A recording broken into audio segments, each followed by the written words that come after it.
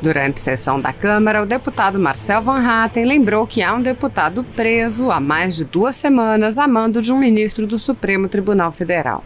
Van Hatten voltou a lamentar que a Câmara tenha se submetido às ordens do ministro e lamentou ainda que a Câmara tenha pedido a prisão de um humorista.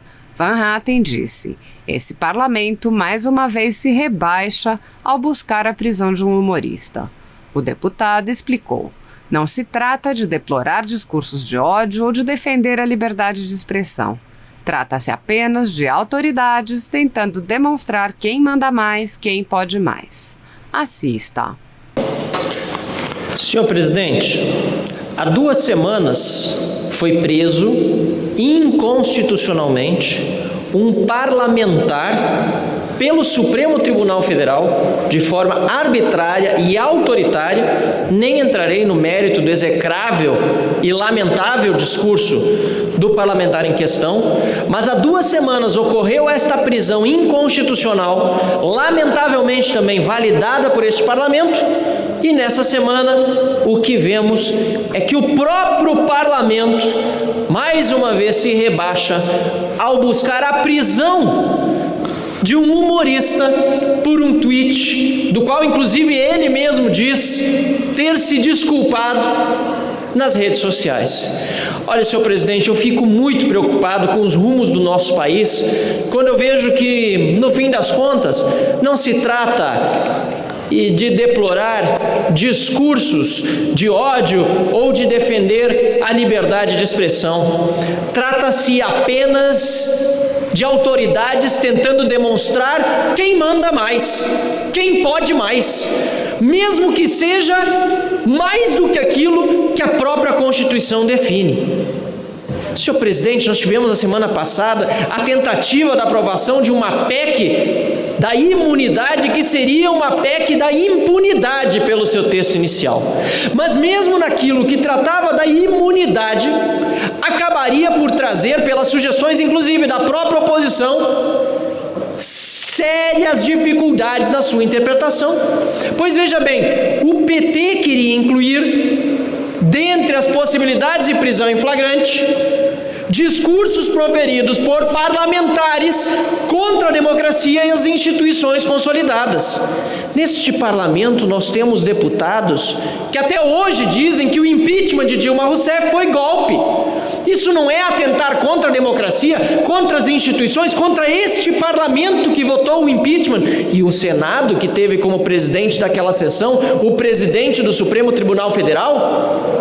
Senhor presidente, nós precisamos tratar com seriedade sobre liberdade de expressão, sobre imunidade parlamentar, e aquilo que se exceda, a justiça está aí para resolver. Aliás, nós do Novo, inclusive, queremos a descriminalização de crimes de injúria, de difamação, de calúnia, mas os processos cíveis precisam continuar.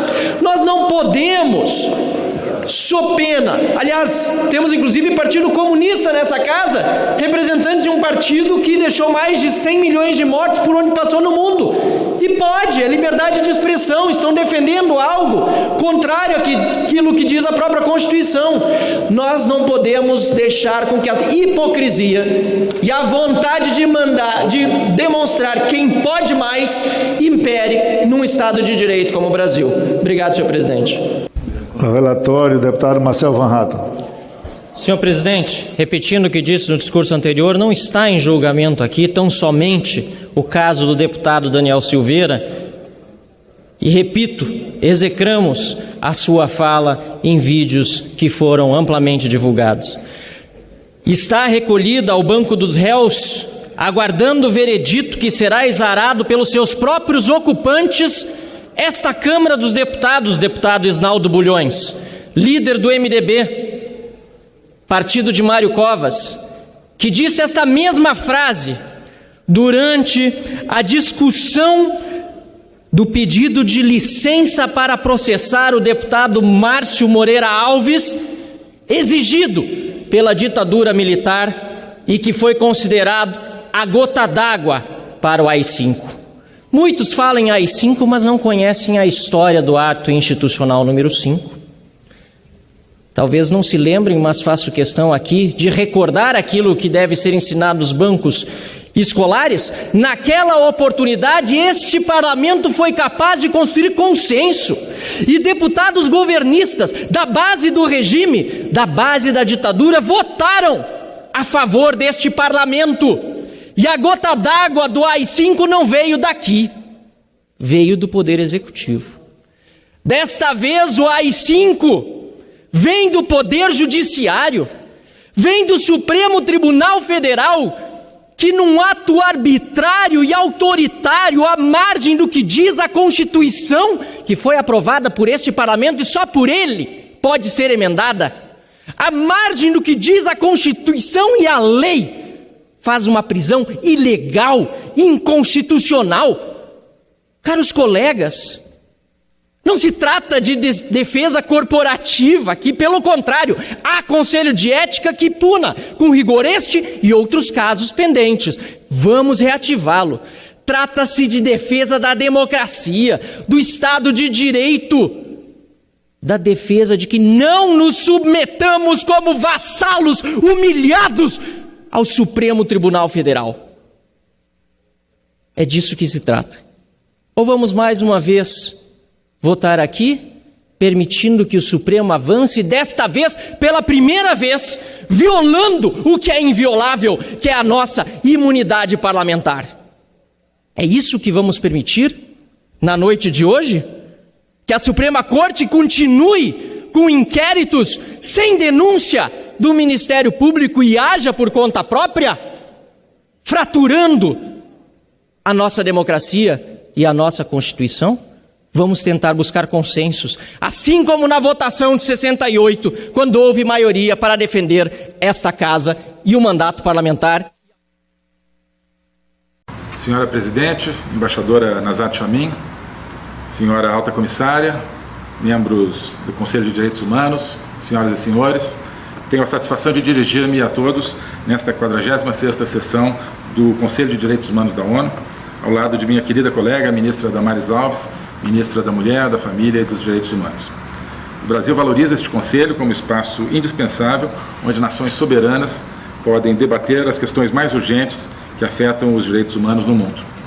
Acreditamos que o conselho enfrenta hoje alguns dos desafios mais sérios desde sua criação.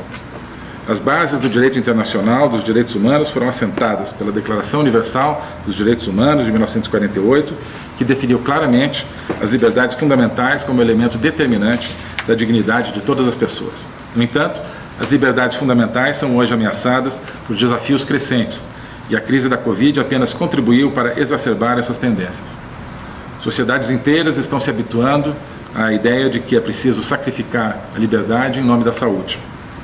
Não critico as medidas de lockdown ou semelhantes que tantos países aplicam, mas não se pode aceitar um lockdown do espírito humano, o qual depende fundamentalmente da liberdade e dos direitos humanos para exercer-se em sua plenitude. Assim, reafirmamos nossa determinação de, em conjunto com todas as nações, trabalharmos por uma ordem internacional que honre os padrões estabelecidos na Declaração Universal e em outros tratados internacionais de direitos humanos diante dos desafios do presente. E o grande desafio de hoje é aquilo que chamo de tecnototalitarismo. Do bloqueio de plataformas e sites até o controle de conteúdos e informações, das medidas judiciais e leis que criminalizam atividades online até o emprego abusivo ou equivocado de algoritmos, a maré crescente de controle da internet por diferentes atores, movidos por objetivos econômicos ou ideológicos, precisa ser detida. As tecnologias de informação e comunicação trouxeram-nos a promessa de novas plataformas para a liberdade de expressão, de acesso mais fácil e amplo à informação. Mas essas tecnologias têm sido cada vez mais submetidas à censura, à vigilância e à criação de mecanismos de controle social. Qualquer tecnologia traz um potencial de libertação, criatividade e bem-estar, e ao mesmo tempo traz também um potencial destrutivo. Ao longo de toda a aventura humana, desde a descoberta do fogo até a energia nuclear, o desafio de cada época foi sempre o de incorporar as novas tecnologias em favor do bem da humanidade. O século XXI é o século da tecnologia da informação e da inteligência artificial, e nossa tarefa é garantir que essas tecnologias sirvam para libertar e engrandecer o ser humano a partir da sua dignidade intrínseca e não para submetê-lo ou apequená-lo transformando cada homem e cada mulher numa simples coleção de dados a serem explorados. Está em nossas mãos garantir que a tecnologia trabalhe a favor e não contra os direitos humanos, a democracia e o Estado de Direito. Com espírito de abertura e diálogo, o Brasil conclama todos a discutir com urgência e profundidade o tema da liberdade de expressão diante das novas tecnologias. Uma discussão que talvez venha a ser lembrada pelas gerações futuras como o grande debate do nosso tempo. E convida a estabelecer instrumentos para garantir que, mais uma vez, a humanidade seja capaz de realizar um salto tecnológico sem cair no abismo da autodestruição.